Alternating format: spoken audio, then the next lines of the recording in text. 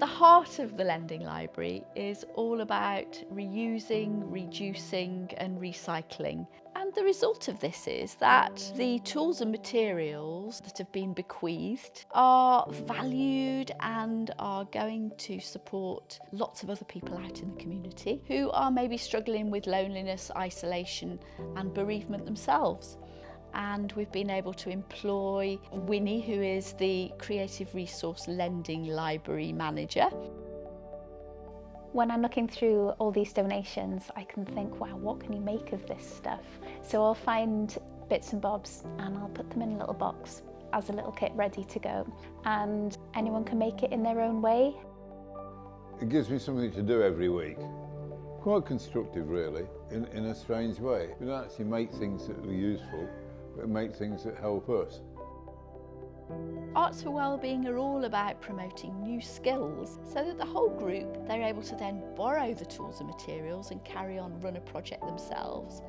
And of course, all the participants are bringing all their own skills as well. So having a lending library, you can use their stuff, but then if you've got things at home that no longer use, you can then donate to the lending library.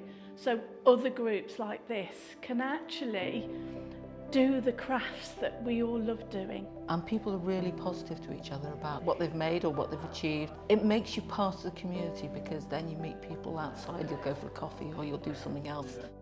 So a number of the groups expressed an interest in doing mosaics, but of course the tools involved for mosaics are quite expensive. So the group volunteers are able to borrow a kit so they're then able to run their own project.